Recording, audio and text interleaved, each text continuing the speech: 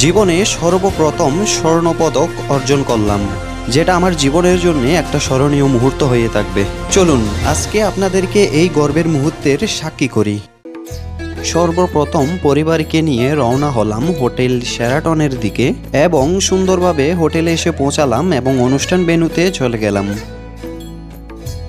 এখানে আমাদেরকে নিয়ে বেশ কিছু পোস্টার টাঙানো হয়েছে, সো সেগুলোর সাথে কিছু ছবি তুলে আবার চলে গেলাম অনুষ্ঠান রুমে। অনুষ্ঠান শুরু হতে এখনো কিছু সময় বাকি, কারণ সবাই এখনো অন দা ওয়েতে আছে। এর মধ্যেই মজার স্কুলের প্রতিষ্ঠাতা আরিয়ান আরিফ ভাই এবং ডিরেক্টর শামীম ভাইয়ের সাথে দেখা হয়ে যায়। আরও দেখা হয় ফুটবলার ঋতুপর্ণা চাকমার সাথে। সো এখনই অনুষ্ঠান শুরু হতে যাচ্ছে, সবাই সবার মতো করে প্রস্তুতি নিচ্ছে মিডিয়া পার্সনগুলা। নজরুল সঙ্গীতের একটি নাচের মাধ্যমে অনুষ্ঠানের প্রাথমিক কার্যক্রম শুরু হলো।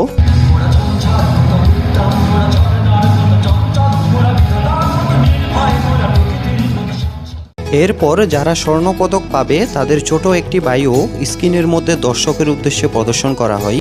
এরপর বিচারক মণ্ডলী স্টেজে উপস্থিত হন এবং প্রাথমিক বক্তব্য শেষে সবার হাতে স্বর্ণপদক, সনদপত্র এবং 2 লাখ টাকার চেক তুলে দেওয়া হয়।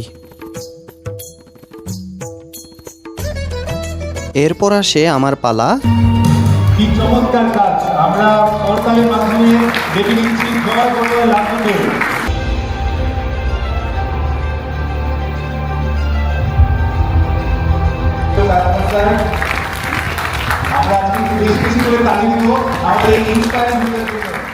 এরপর উপস্থাপক আমার পিছনে মূল ইন্সপিরেশনকে সেই বিষয়টা জানতে চাই। আসলে আমার এই কাজের পিছনে সর্বপ্রথম যিনি ইন্সপিরেশন আমার জীবনে ছিল সেটা ছিল আমার বাবা। অ্যাওয়ার্ড গ্রহণের একটু পরেই আমাদেরকে বাইরে নিয়ে আসা হয়। এখানে প্রথম আলো থেকে ইন্টারভিউ নেওয়া হচ্ছে, মূলত অ্যাওয়ার্ড পাওয়ার পরে কেমন লাগছে এবং এটা আমাদেরকে ভবিষ্যতে কতটুকু সহায়তা করবে, এই বিষয়গুলাই ইন্টারভিউতে জানতে চেয়েছিল। একদিকে চলচ্চিত্র নির্মাতা রায়হান রাফি ভাইয়া ইন্টারভিউ দিচ্ছিল, আর আমি আমাদের চট্টগ্রামের এক ভাইয়ের সাথে পরিচয় হচ্ছিলাম। সর্বশেষ ছবি তোলার জন্যে সবাইকে অ্যাওয়ার্ড সহকারে স্টেজে আসতে বলা হয়। এত সব গুণী মানুষের মধ্যে নিজেও দাঁড়িয়ে আছি, এটা ভেবে নিজেরও কেমন আনন্দ লাগছিল। সর্বশেষ খাওয়া দাওয়ার মাধ্যমে অনুষ্ঠানের সমাপ্তি ঘটে এবং সমাপ্তি ঘটে একটা সুন্দর অধ্যায়ের।